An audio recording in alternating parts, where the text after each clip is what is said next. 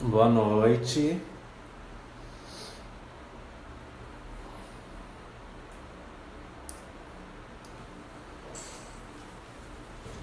Vamos esperar o pessoal entrar na live. Boa noite. Quem tiver online aí, responda, por favor, se está conseguindo me ouvir bem.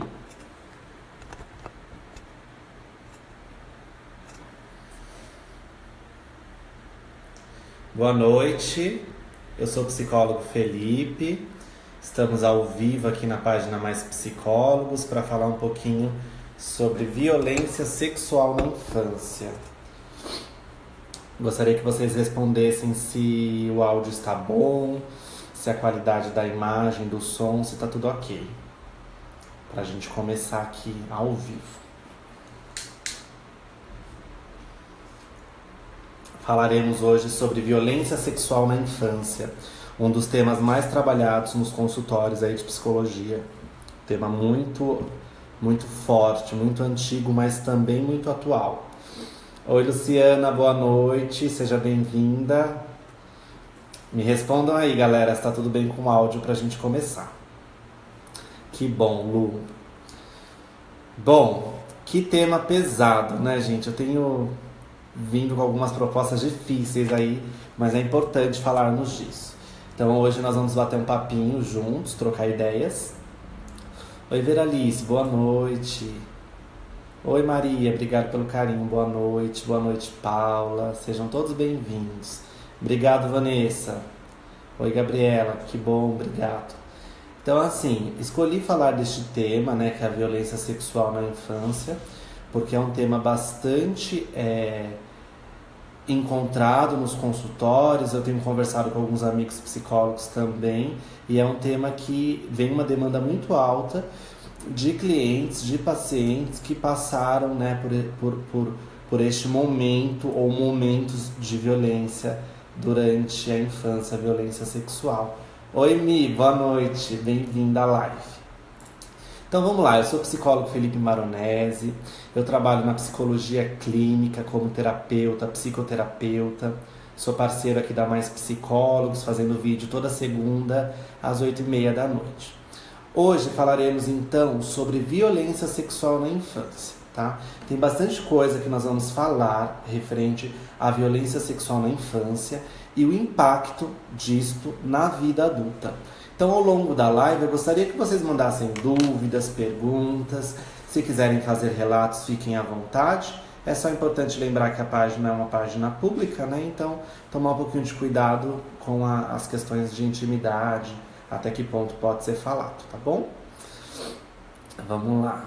Obrigado, Gabriela. Então, assim, existem 4 pontos que eu acho importantes nós falarmos já de início. O primeiro é sobre o abuso, né? Quando a gente fala de violência sexual na infância, eu gosto de falar bastante das relações abusivas. Então, tem profissionais que categorizam, né, a diferença de ser molestado, da violência, da pedofilia, do abuso, que faz umas categorias. Eu, enquanto psicólogo, eu vejo tudo como abuso, né? Então, desde se for uma violência sexual com penetração, uma molestação, tudo isso eu vejo como, ou toque, tudo isso eu vejo como abuso. Então eu vou falar para vocês de abuso de uma forma bastante geral. Então do abuso sexual que as pessoas sofrem na infância. O processo mais difícil, gente, é o de identificação. Muitas pessoas foram abusadas sexualmente na infância, e não conseguiram identificar isso, até porque uma criança ela não tem habilidade, malícia, conhecimento, informação para diferenciar o que é um carinho do que é um abuso, do que é um ato sexual, né? A criança confunde muito, até porque educação sexual na infância era algo não muito utilizado até pouco tempo atrás. E eu vou falar um pouquinho disso também, o quanto o número de crianças que têm a educação sexual, o quanto essas crianças são minoria no histórico de abusos, de violência sexual. Oi, Rosa, boa noite, Gisele, boa noite, Rodolfo, sejam todos bem-vindos. Então, assim, um dos processos mais difíceis é identificar que na infância nós sofremos um abuso, Isso costuma acontecer na adolescência ou na vida adulta. Boa noite, Michele. Um outro beijo. Isso costuma acontecer principalmente na vida adulta, que é quando eu, através do relato de um amigo, de um conhecido que conta que foi abusado na infância, eu percebo que eu passei exatamente por aquilo. E até então eu não tinha percebido que era um abuso. Galera, quando acontece essa descoberta, é muito chocante. Sim, a Milena falou pra gente explicar um pouquinho a diferença de abuso para carinho, de como orientar as crianças. Falaremos disso sim. Boa noite, Daisy. Então, eu percebo muito isso. A criança ela passa pelo abuso na infância, essa criança cresce, vira um adulto e muitas vezes não consegue identificar que na infância houve um abuso sexual. Quando identifica é porque, na maioria das vezes, através do relato de alguém próximo, percebeu que era um abuso. E aí é um choque. Um choque muito grande, porque na maioria dos casos, né, eu tenho até uma estatística aqui, que depois eu passo a fonte, 87% dos agressores são familiares. Pais, primos, tios, avós, pais, eu digo pai e mãe, cuidadores em geral, escola. Então 87% dos agressores são pessoas da família, são pessoas de confiança daquela criança. Até porque não é muito comum a gente deixar uma criança sem estar com alguém de confiança, né? O maior número de abusos acontece em crianças na idade de 5 a 12 anos. Crianças nessa faixa etária de 5 a 12 anos, nós normalmente deixamos na tutela de alguém de confiança. E para a criança que cresce, para esse adulto que cresce e descobre que foi violentado sexualmente na infância, é muito difícil contar.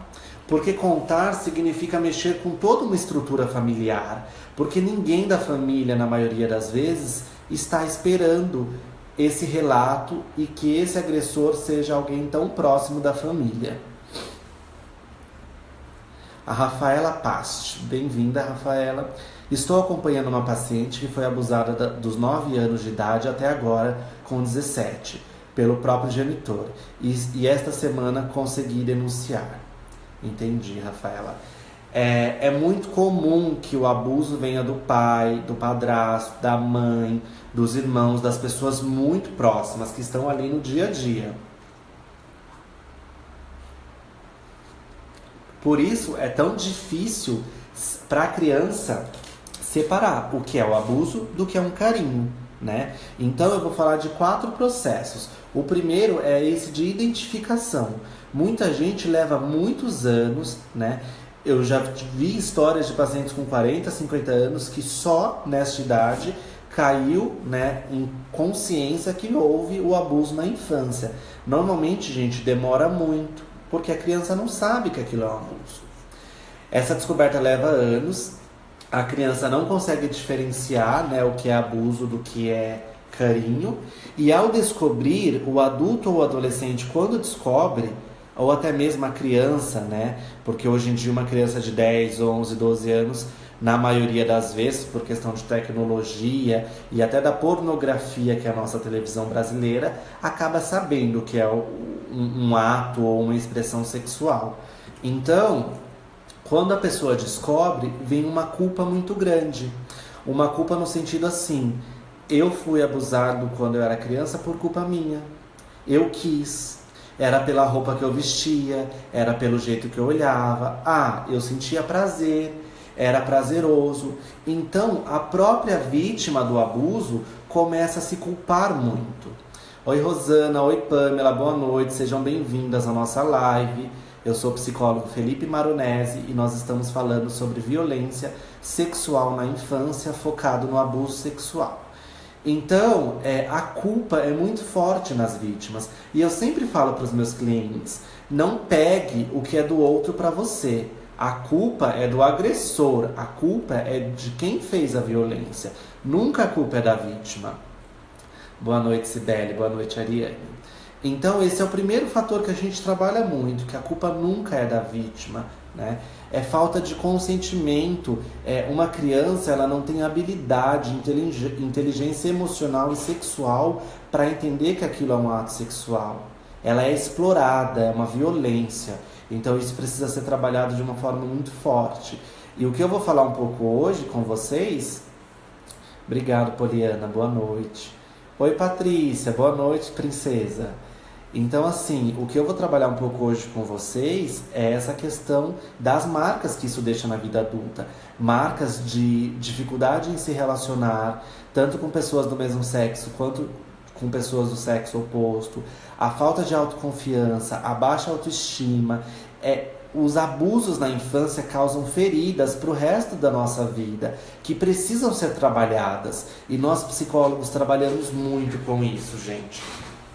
Vocês não acreditam a quantidade de pessoas que foram violentadas sexualmente na infância, né?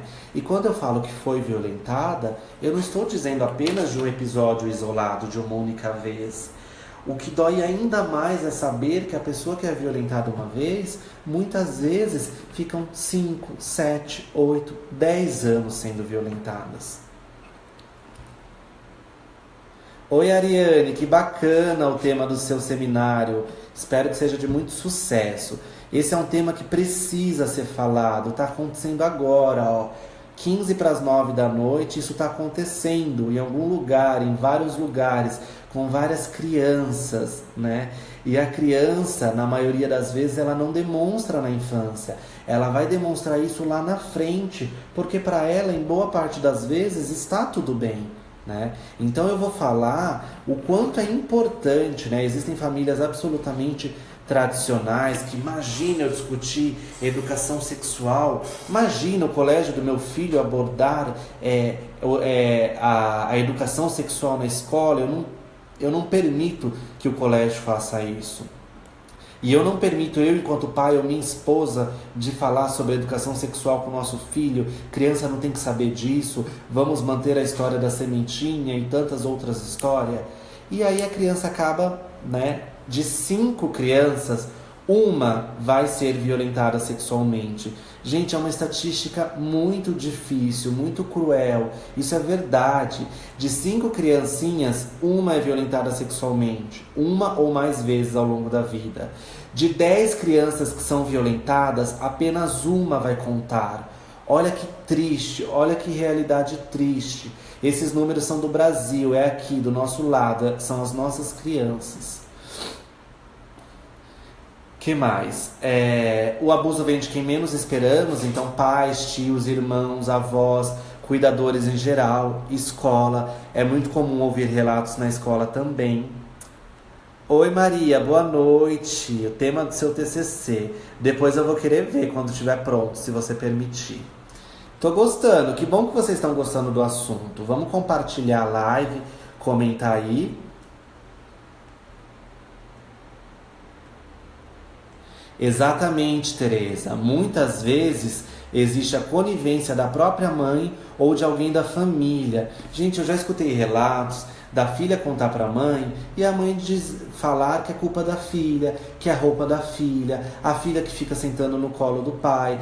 Então, assim, essa culpabilização da própria vítima, tá? E assim, essa é uma questão sócio-histórica que a gente precisa desconstruir, porque...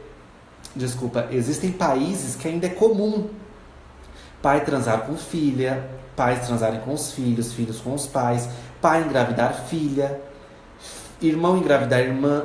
Isso é uma questão sócio-histórica. No Brasil isso não é mais comum, mas já houve períodos da história que existia esse tipo de relação. E até hoje tem países que são assim. Então nós precisamos desconstruir. No Brasil isso é crime, isso é violência, isso é da prisão, né? Isso é uma agressão. Então nós temos que entender que isso tem mudado. E quando a gente pega uma família bastante tradicional, de pais mais velhos, muitas vezes o pai culpa a filha porque a mãe culpa a filha, por exemplo, porque a mãe também foi violentada na infância e a mãe acredita que a culpa é da própria mãe de ter sido violentada, né? Então a gente precisa começar a mudar isso. E galera, é muito difícil contar. Pensem, vocês saindo da casa de vocês, indo, sei lá, pegar um ônibus numa rua escura, vocês são violentadas sexualmente por uma pessoa que vocês nunca conheceram na vida de vocês. Contar sobre essa violência sexual para alguém já é algo absolutamente difícil, não é? Muitas vítimas sofrem o estupro e não contam, porque sentem vergonha, sentem culpa. Imaginem vocês contarem que vocês foram violentadas na infância por um irmão, por um tio, por um pai, pelo avô, durante 5, 10, 2, 4. Independente da quantidade de anos ou tempo, é uma violência e deixa marcas. Oi, Aline, bem-vinda. Oi, Guilherme, bem-vindo. Oi, Vali, bem-vindo. Oi, Fernando, seja bem-vindo. A Aline fala assim: boa noite, excelente o tema. Infelizmente vem de alguém que está próximo e os pais não imaginam. Isso, e a criança pode até ser ameaçada pelo violentador. Exatamente, Aline, é o que a gente mais escuta, que os agressores falam que é normal, que é carinho, que se não fizer vai contar para os pais.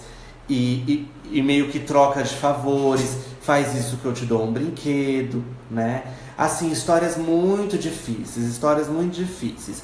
Eu, enquanto psicólogo, eu não uso exemplos que acontecem no meu consultório, porque para eu usar eu sempre peço o consentimento dos meus pacientes. Então hoje eu não vou usar nenhum exemplo de consultório, mas assim, tem falas que se eu compartilhasse com vocês chorariam aí, né, neste momento. É tudo muito difícil. E o mais difícil é isso, vem de quem a gente menos espera, de quem a gente mais confia. Como eu, Felipe, vou crescer um adulto emocionalmente equilibrado e responsável, equilibrado, se a pessoa que eu mais confiava na minha vida me violentou sexualmente durante tantos anos?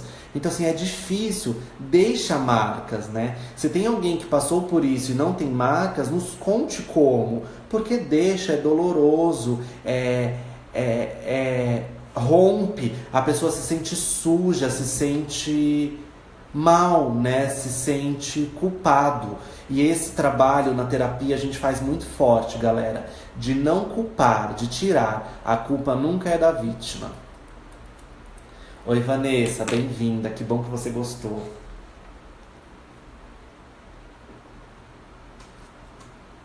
Então, assim, a cada 5 crianças, uma é abusada sexualmente, uma vez ou durante muito tempo. Isso é muito comum. Exatamente, Bebete. A maior dificuldade é punir o abusador. Essa é a maior dificuldade. Não só punir, Bebete, eu diria que também tirar essa criança da mão do abusador. Porque, como é alguém de confiança, raramente é um episódio isolado. Normalmente é uma sequência, uma série de abusos, né?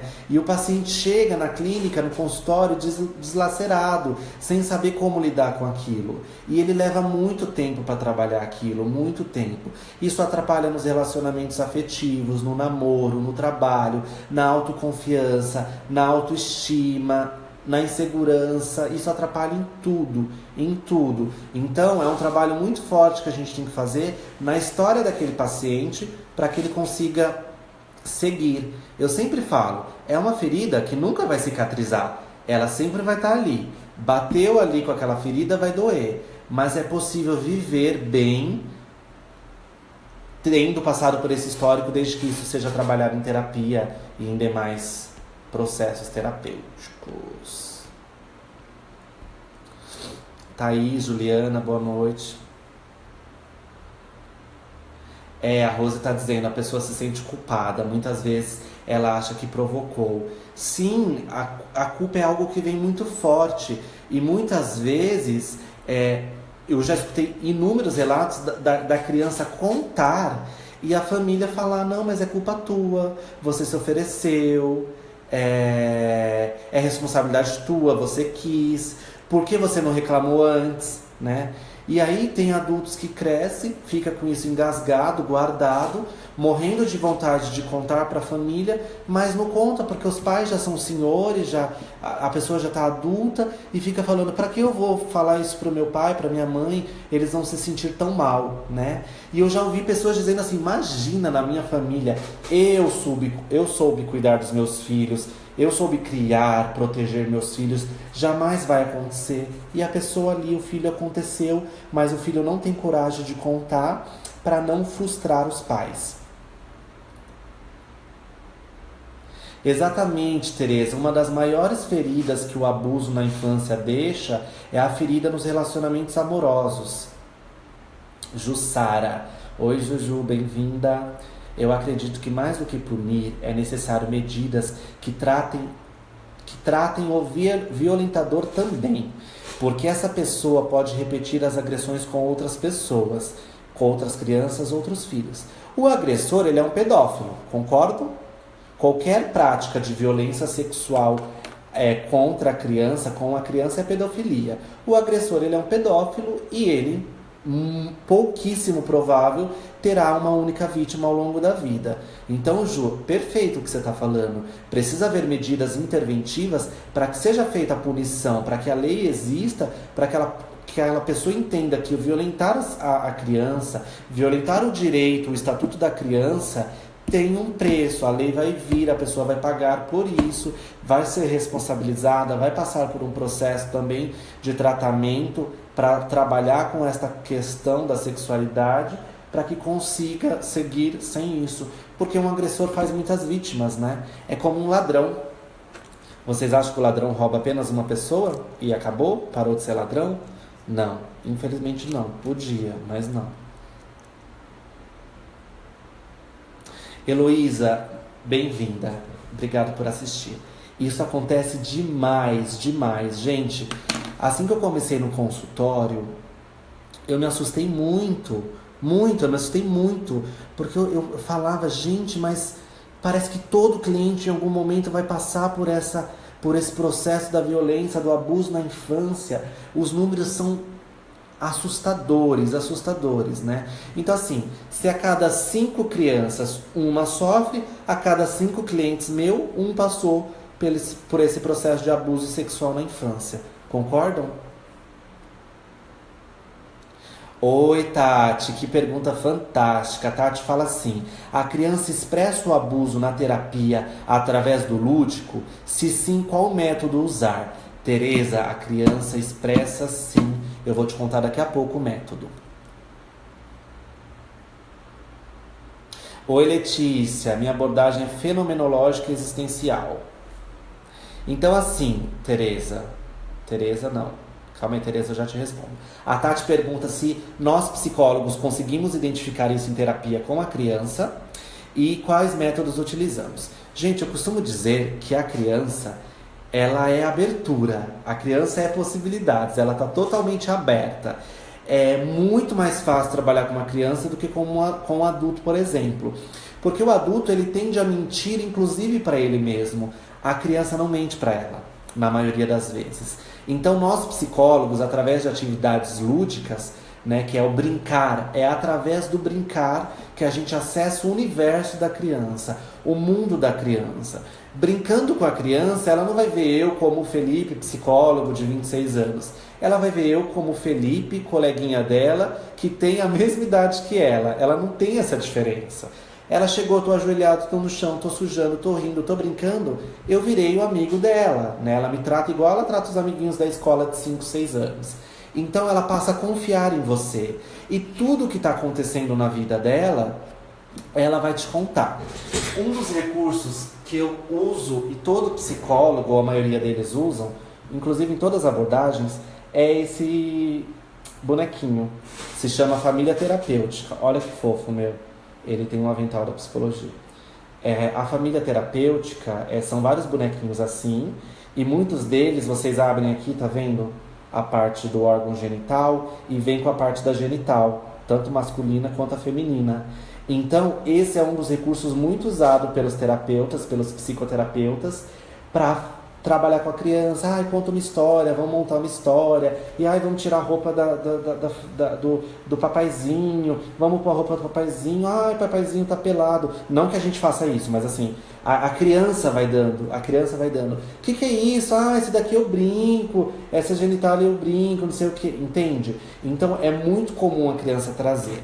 Eu não uso testes psicológicos com criança, só com adulto, por conta das avaliações que eu realizo no mundo corporativo, mas também tem muitos psicólogos que aplicam escalas de personalidade, avaliações psicológicas, testes psicológicos, para entender se tem alguma questão aí voltada ao abuso, à violência sexual. Mas eu consigo lidar muito bem com o lúdico, através do lúdico, né? Então toda vez que a gente vai brincar com a criança, é uma brincadeira pensada, é uma brincadeira com estratégia, com fundamento. Não é assim, tipo, hoje eu vou jogar um dominó e tudo bem. Não, nós psicólogos preparamos a sessão. Assim como o professor prepara uma aula, nós preparamos a sessão com a criança. Então nós vamos entender de que forma a gente vai acessar essa privacidade, essa intimidade da criança. Oi Amanda, bem-vinda. Muitos comentários, vamos seguir. Espero que eu tenha respondido, Tati, mas expressa sim. A melhor hora é tratar na infância, mas geralmente essa queixa só chega ao consultório na fase adulta. Tereza, perfeito. Eu nunca recebi uma criança com essa queixa, ou o pai trouxe uma criança com essa queixa, dúvida, suspeita. Nunca. É sempre adulto.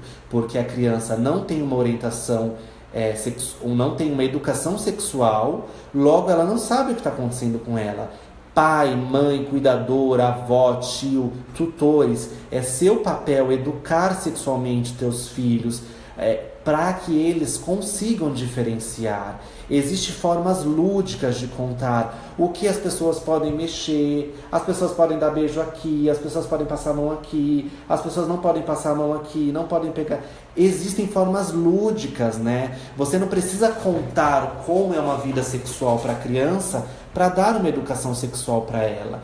E é comprovado, eu vou deixar depois o link da pesquisa que eu fiz para essa live, é comprovado que crianças com educação sexual fazem minoria na estatística de abusos sexuais. Gente, eu vou pedir que quem estiver gostando compartilhar a live para a gente levar esse tema ainda para mais pessoas. Eu vou responder todos os comentários, tá bom? A Vanessa fala que essa relação de confiança deixa de existir. Exatamente, Vanessa. Olha que perfeito. A Vanessa falou que eu comentei no começo da live. Se eu fui violentado pelo meu próprio pai, pela minha própria mãe, pelo meu próprio irmão, como eu vou confiar em outra pessoa se em quem eu mais confio veio uma das piores traições? Então, gente, na vida adulta isso causa uma reviravolta que é difícil de organizar.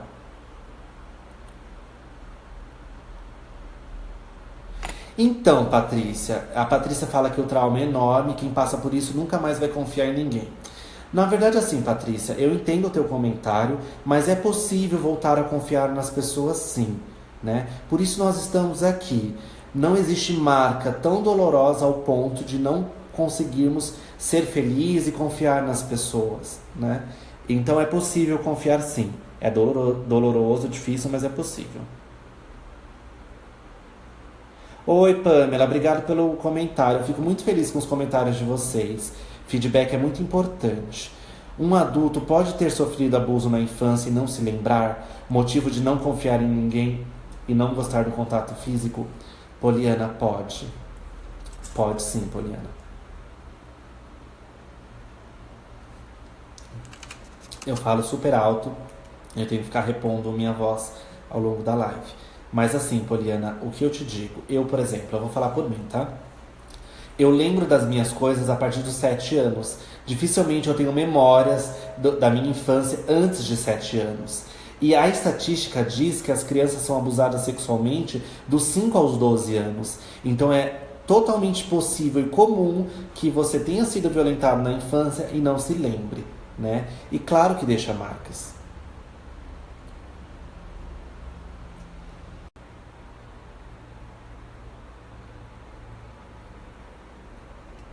Verdade, Vanessa. Talvez essa estatística seja ainda maior.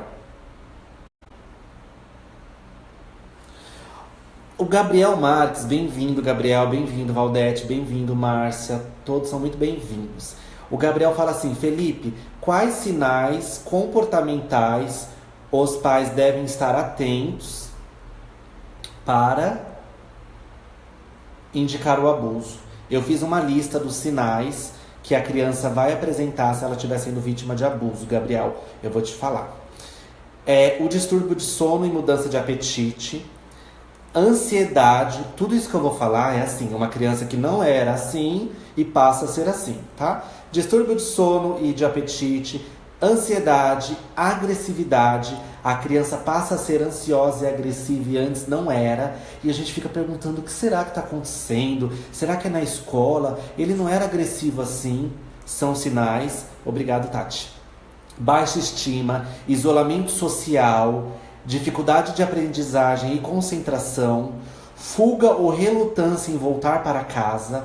A criança não quer voltar para casa, chora para ir para casa, ou não quer ir para um parente, vai num tio que é o agressor, né? E fica chorando para ir, não quer ir, mas antes gostava de ir. Esses são sinais. Comportamento inapropriado para a sua idade, ficar tocando os órgãos, ou olhando os órgãos, ou perguntando muito, uma curiosidade muito exacerbada sobre a sexualidade. Doenças sexualmente transmissíveis na infância é uma prova, né? Não é nem sinal, praticamente uma prova. Medo de adulto, né? Ou medo. A criança passa a sentir medo. Medo de escuro, medo de ficar sozinha, medo de tomar banho, dificuldade em urinar, dificuldade em defecar, né? Uma das primeiras hipóteses quando a criança aparece no consultório com dificuldade de urinar ou defecar é o abuso sexual. Não significa que todos passem pelo abuso sexual, tá bom? Medo do adulto constante, fantasias, pesadelos, sonhos conturbados. Boa noite, Má, seja bem-vindo. Oi, Kátia, eu vi que tem umas perguntas, eu já vou responder.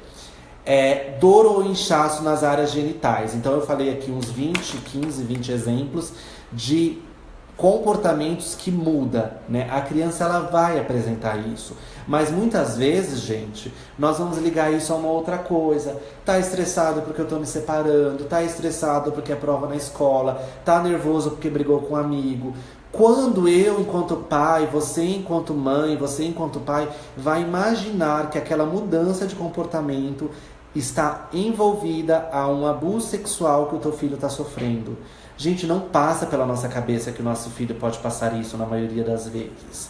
Aliás, passa na cabeça de quem já sofreu a violência sexual. Eu vejo isso muito dos meus clientes, a preocupação excessiva com os filhos. Daisy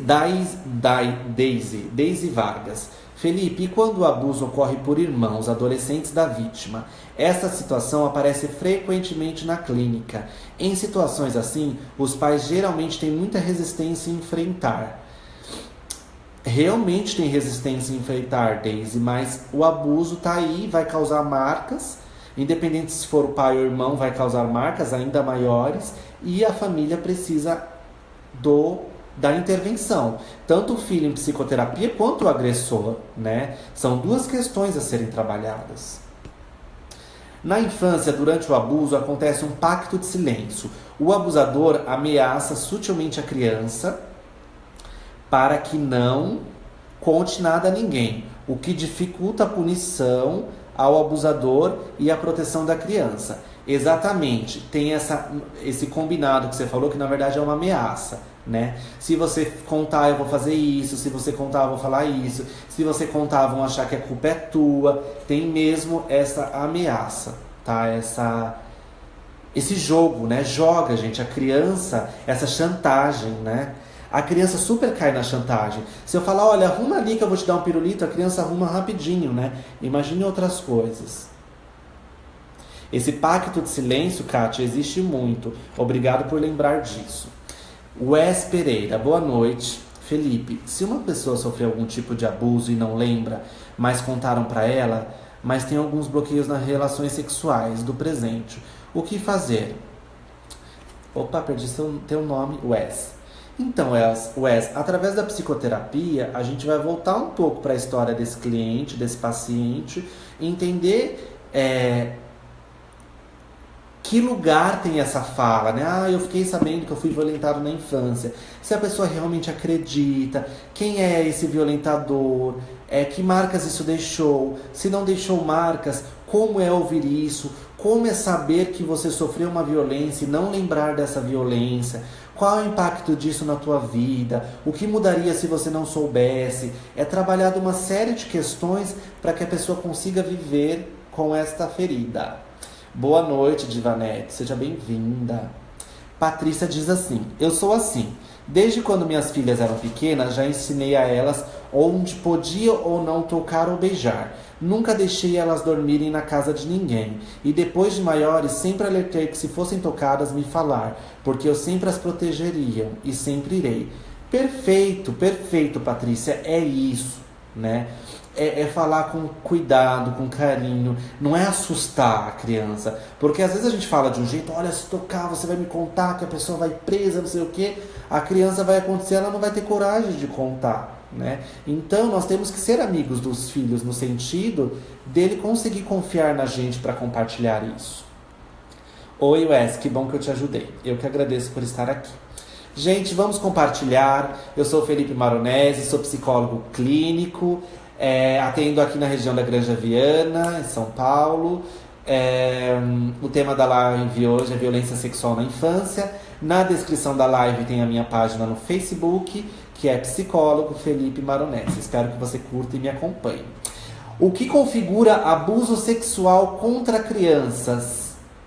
Obrigado, Má. Obrigado. A Rosana fala: o fato do abuso nunca ter sido contado e hoje já na fase adulta ainda pode ter algum trauma escondido? Com certeza, Rosana, principalmente por nunca ter sido contado. São traumas guardados.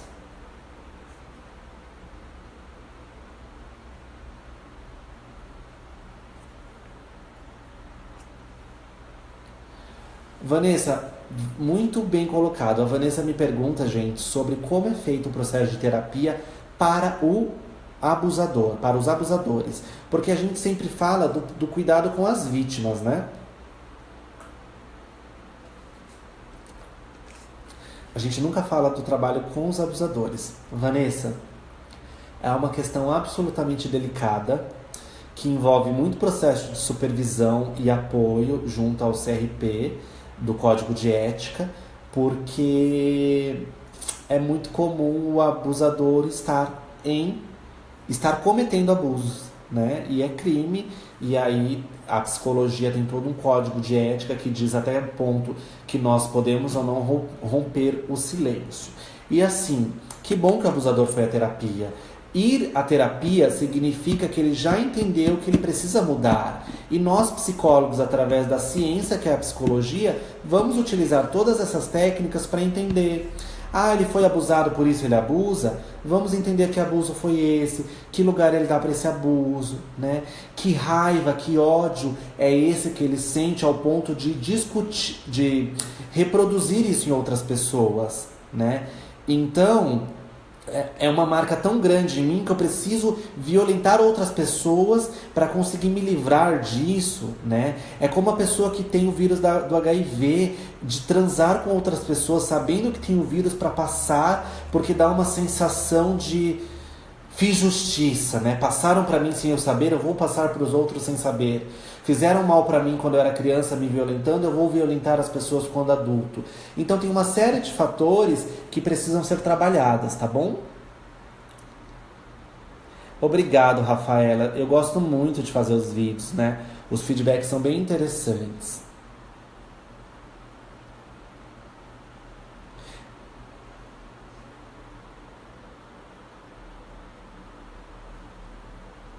Tereza, maravilhoso comentário. A Tereza fala que no Canadá as crianças são orientadas desde cedo no sentido de saber diferenciar carinho e excesso. Isso é muito bom. Vocês estão falando da Divanete. Vamos lá, dona Divanete. Oi, Divanete. Claro, pode citar. A live é aberta. Vamos trocar. Não é uma palestra, é um bate-papo, tá bom? Bom, o que configura abuso sexual contra crianças e adolescentes? Tocar as genitais de uma criança para prazer sexual ou outra razão desnecessária. O toque, ok? Fazer uma criança tocar as genitais de outra pessoa. Também é abuso sexual. Colocar objetos ou partes do corpo dentro da vulva, vagina, boca ou ânus da criança para prazer sexual. Também é abuso sexual. Mostrar pornografia para uma criança. Não tem um ato em si, mas só mostrar a pornografia já é abuso sexual. Mostrar as genitais a uma criança. Também abuso sexual. Fotografar crianças em poses sexuais, em poses sensuais, também é abuso sexual. Encorajar crianças a assistirem atos sexuais ao vivo ou em filme, também é abuso sexual. Papai, mamãe, na hora de fazer amorzinho, vamos tomar cuidado, a gente tem filho, a privacidade muda, não é a mesma liberdade, não dá pra sair fazendo coisinhas pela casa toda, fazendo aquele barulhinho pela casa toda. A criança começa a associar aquilo. Se num momento a criança é violentada e escuta aquele barulho, ela vai pensar, mas minha mãe e meu pai fazem, então tá tudo bem. Se papai e mamãe faz, eu também posso, né? Parece exagerado o meu comentário, mas não é, tá? Prova viva disso, que lido com isso aqui no dia a dia. Oi, Patrícia. Eu que tô adorando tua participação. Felipe, é comum a criança que sofreu abuso se apegar a algum objeto e não querer se desfazer dele? Olha, eu nunca lidei com isso, Vanessa. Não tenho muita propriedade para te responder, né? Pode ser que sim. Nunca vi. Você diz aqueles paninhos, aqueles brinquedos, né? Eu acho que pode estar ligado, ao mesmo tempo pode não estar. Não é uma regra. Observar crianças se vestindo ou usando o banheiro, em geral, sem o conhecimento da criança, espionar a criança, também é abuso sexual. Gente, eu falei 1, 2, 3, 4, 5, 6, 7, 8 tipos de abuso sexual. A gente acha que abuso sexual é só molestar, só tocar, ou haver uma penetração, ou algum sexo oral, algum evento oral na criança. Não, existe uma série de abusos sexuais. Tudo isso é abuso sexual. Então a gente precisa saber disso para conseguir identificar, tá bom?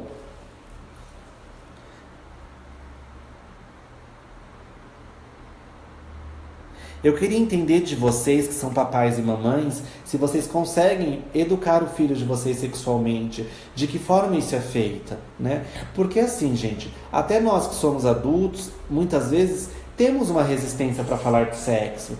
Quem aqui assiste Altas Horas, tem a Laura Miller lá, que é fantástica, ela fala de sexo de uma maneira tão descontraída e gostosa, mas todo mundo, quando vai perguntar alguma coisa, fala assim, meu amigo mandou eu perguntar, tal. Ninguém tem coragem de dizer que é uma dúvida nossa. A sexualidade é um tabu, o sexo é um tabu ainda na sociedade. Então, se o sexo é um tabu para mim adulto, como eu adulto vou dizer isso para o meu filho? Então eu queria ouvir um pouco dos pais. Agora é o momento de eu ouvir vocês. Se isso acontece no dia a dia da dinâmica da família de vocês, e se não acontece, de que forma vocês podem introduzir isso?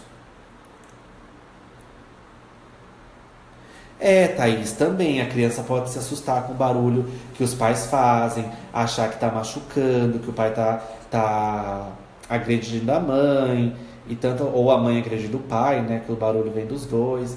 Bem colocado.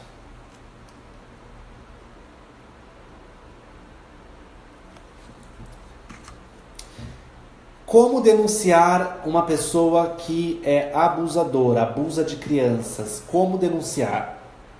O Disque 100 é o canal no Brasil direto dos direitos humanos. Através do Disque 100 você denuncia de forma anônima, não precisa se identificar, o sigilo ele é guardado e você vai salvar vidas, né?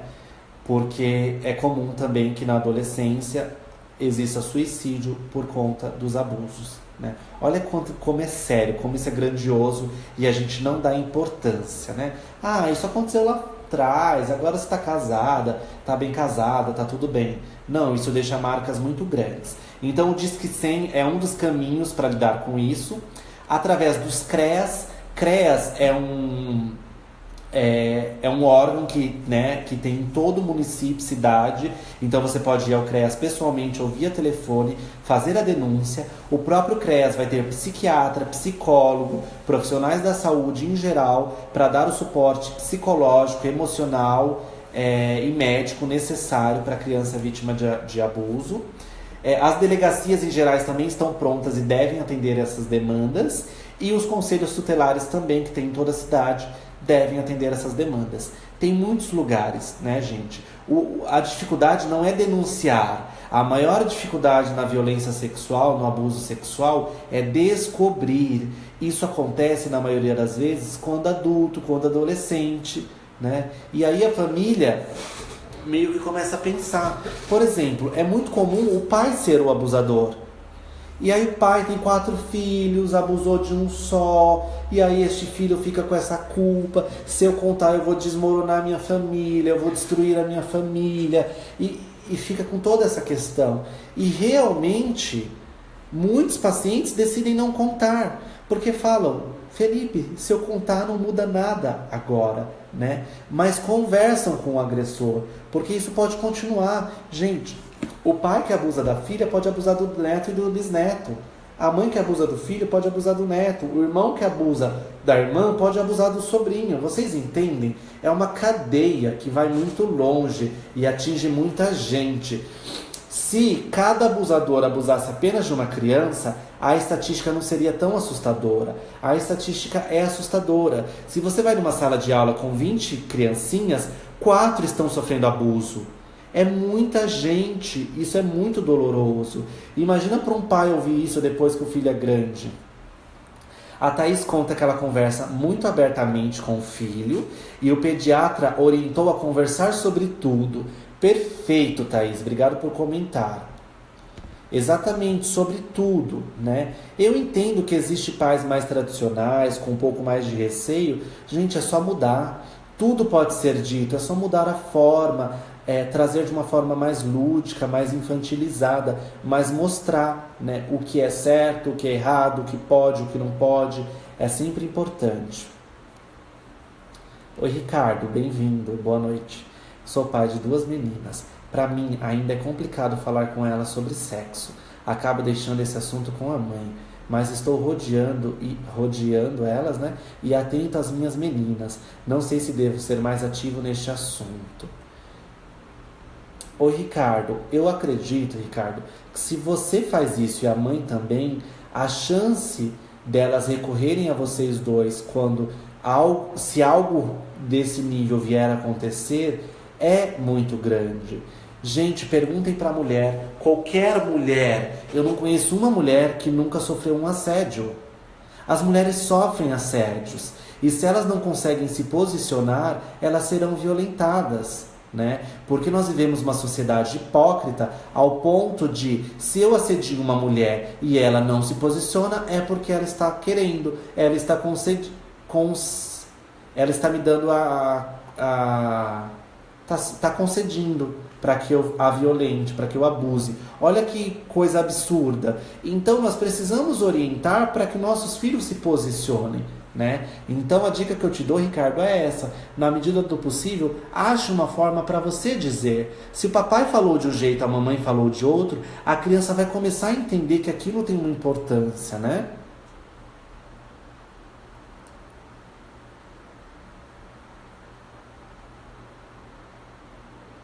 Ah, sim, Ézio. O CREAS conta com assistentes sociais, psicólogos e advogados. É que CRES e CRAS eu sempre me confundo, mas obrigado por corrigir.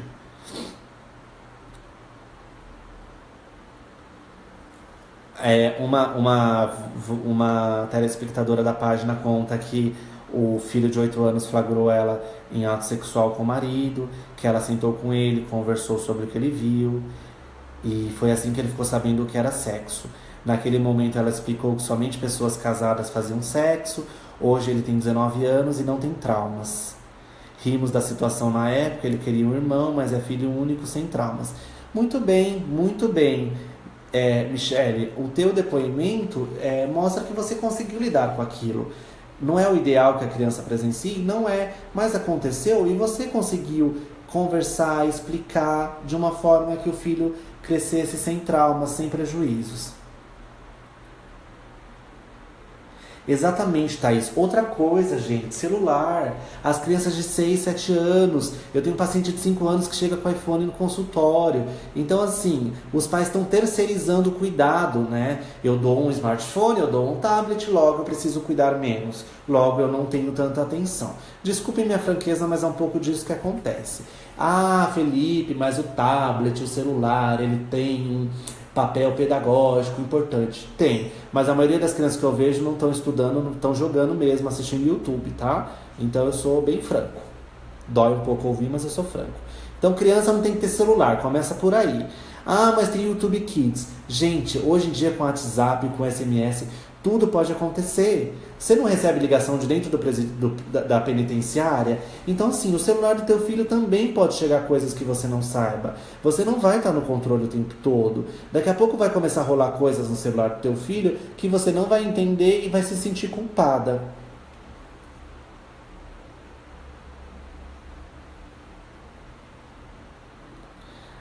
A Rose diz que assistiu uma matéria que a filha sofreu abuso desde os 9 anos de idade. Ela foi lá e matou o pai. E a mãe não fala com ela até hoje porque não matou o pai. Porque ela matou o pai. Nossa, gente, olha esse relato. É violência atrás de violência, né? É óbvio que violência nos combate com violência.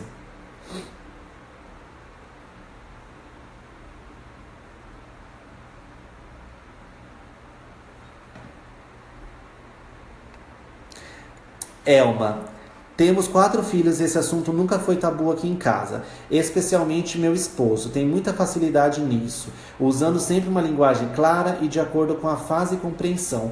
Perfeito, Elma. Linguagem clara para não dar outros sentidos, de acordo com a fase da criança e compreensão. Claro que para uma criança de 5 anos você vai usar uma linguagem. Claro que para uma criança de 12 você vai usar outra. Perfeito, Elma. Parabéns. Esse é o caminho.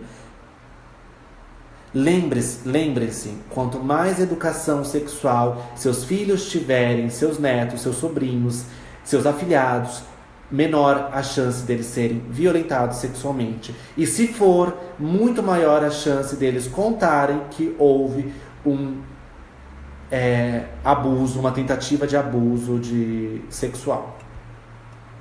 Quando minha mãe mais velha tinha 3 anos, quando a filha mais velha tinha 3 anos e já falava bem, eu conversei com ela, porque meu esposo nunca foi daqueles pais que fica nu na frente dos filhos. Ele nunca foi disso. Falava a ela que não podia sentar no colo de ninguém, ela não ficava pelada na frente dos adultos, nunca gostei disso. E quando atingiu mais idade, comecei a falar a real pra ela. Isso daqui quem tá falando é a Patrícia. Muito bem, Patrícia, muito bem. Oi, Jéssica, boa noite. Muito bem. Gente, eu tô percebendo que a galera costuma contar pros filhos, orientar, né, sobre a questão sexual. Isso é interessante, porque houve um projeto na... Oi, Rosana, aqui ainda não travou pra mim, não. Será que foi só pra você? Aqui ainda tá normal. Gente, travou pra mais alguém? É muito comum os pais reclamarem que a escola tem essa conduta de falar sobre a educação sexual. Precisa ser falado, né? A criança ela precisa ser preparada. O abuso não acontece só no mundo adulto. O abuso acontece em todas as esferas, né? A gente tem histórico e relatos de crianças com 2, 4 anos. Já teve bebês que foram a óbito por conta de violência sexual. Isso é absolutamente sério. E o agressor ele precisa ser tratado. A tratativa não é só da vítima, também do agressor. Claro que não pelo mesmo profissional, mas ambos precisam ser tratados. Porque o que esse agressor tem é uma doença, uma patologia que vai precisar ser tratada e cuidada. Lembre-se, o agressor não faz só uma vítima. Então, quando você guardar isso para você e falar, eu não vou falar, não vai ajudar em nada, talvez não mude a tua história falar, mas falar muda a história de outras pessoas, né? Por isso que é tão importante falar. Eu lembro que uma vez eu trabalhava numa empresa que ela era assaltada toda semana, né? E aí nós íamos na delegacia fazer o boletim de ocorrência e eu falava, gente, mas como esse bairro é perigoso, né?